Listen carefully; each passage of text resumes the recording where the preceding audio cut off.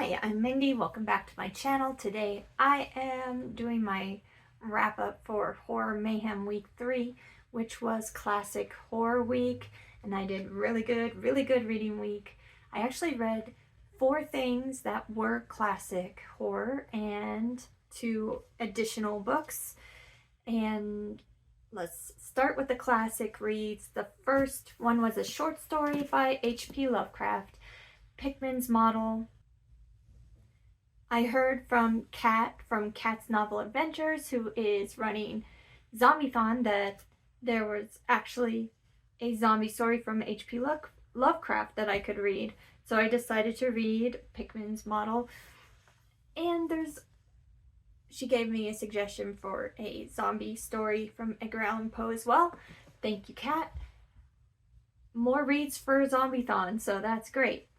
Pickman's Model is actually a very creepy story about an artist that paints very disturbing images, and a fan of his work, he invites a fan of his work to go see the most depraved and creepy paintings that he keeps in his house, and they are horrifying depictions of the living dead.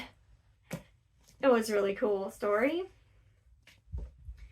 And then my Edgar Allan Poe story was The Facts in the Case of N. Valdemar, which is kind of an hypnotism story. A hypnotist who really wants to find out how hypnotism works right when someone is about to die. And he gets M. Valdemar, who is dying, to agree to this, and they do some experiments with hypnotism at the brink of death, and he is able to get M. Valdemar to respond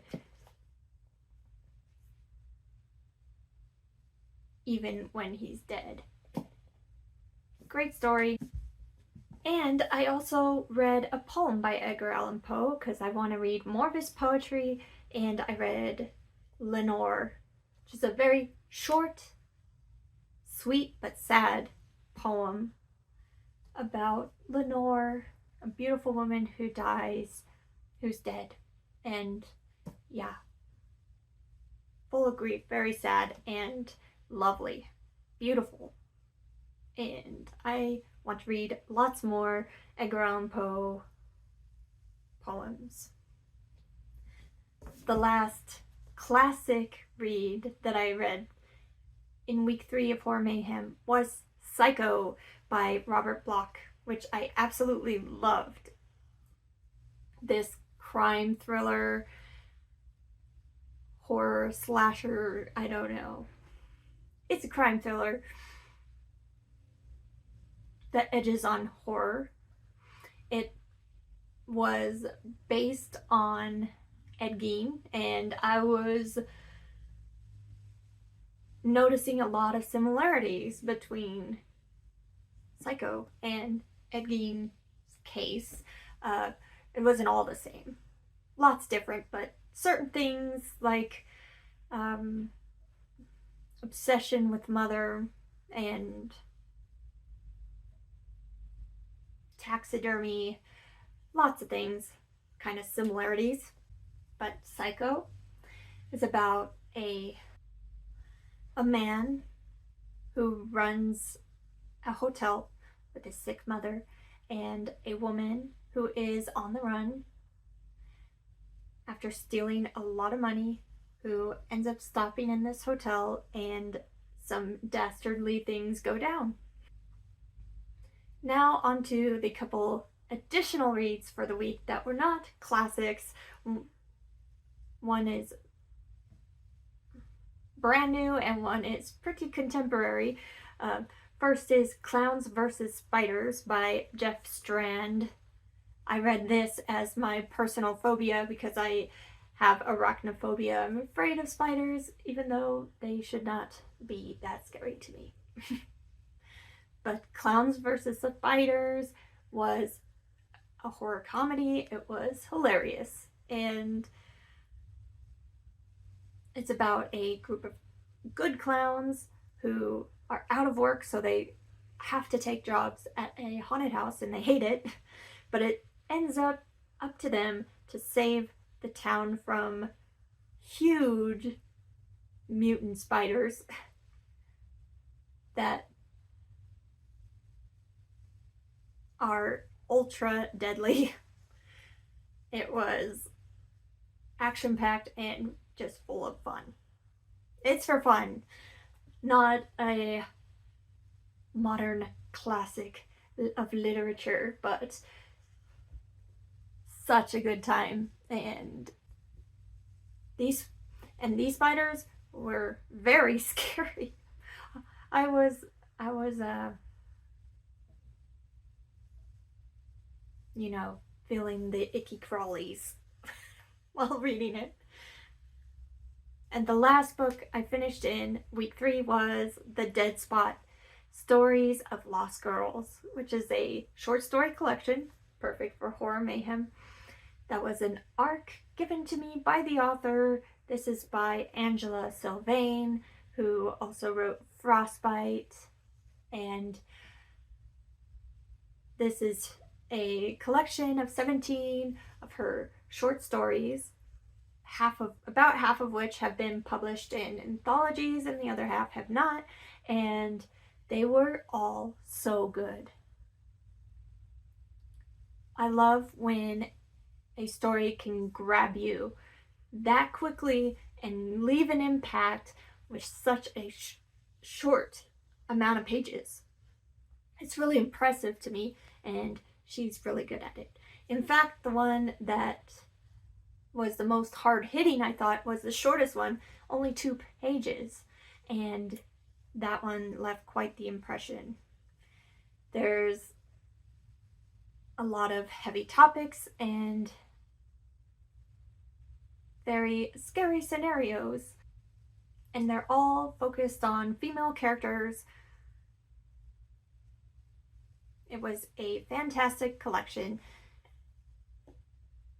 that I gave 5 stars, and I'll have my full review linked down below where I talk about some of my favorite stories and a few more details if you want to know more.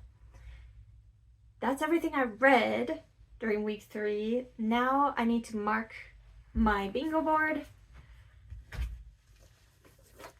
see where we're at. I probably should have looked at this a little closer. Let's see. I'm marking personal horror for Clowns vs. Spiders. They're arachnids, but I'm gonna mark killer animals.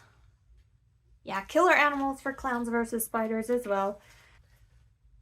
Should I count Psycho as based on a true story with that Ed Gein thing? It's only, I don't think it's based on it. It's more of a influence. Let me know in the comments if I should count Psycho as true. No, it's not true. It's nothing like the real story. You know, just some similarities.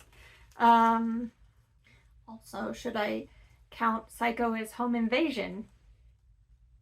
Even though it's a hotel room, it was invaded. See, so many questions. I'm gonna mark those as maybes, little dot in the corner, and I'll think about it. Any ideas on that? Should it be home invasion? It's kind of iffy.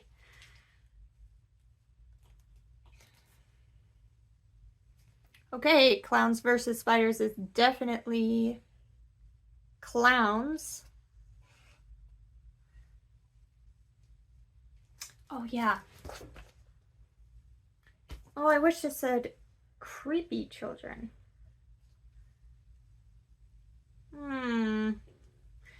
Evil is debatable. But there's some very creepy children, and they do an evil thing or two, but I mean, they're still children. Anyway, there's a story about wilderness girls in the dead spot with very creepy children. I'm gonna say yes to evil children on that one. And the stories, The Bride and Nightmare, both have curses. The Bride is a cursed wedding dress, and the Nightmare is a family curse. Let's see. Where's curses? There it is. Ooh, I'm getting close on that line. And there is a story called Paper Doll Girls. They look like paper dolls, but they're girls in college. And there's a girl that really wants to be like them. They're not what they seem. I don't know if that counts for dolls. They're just girls that look like paper dolls. Okay, I'm gonna say probably not on those dot ones, but I'm gonna have a think about them. That's everything for Horror Mayhem week 3. It's filling up quite a bit. Let me know what you thought of any of these stories, and I'll be back very soon with another book-related video. Thanks. Bye.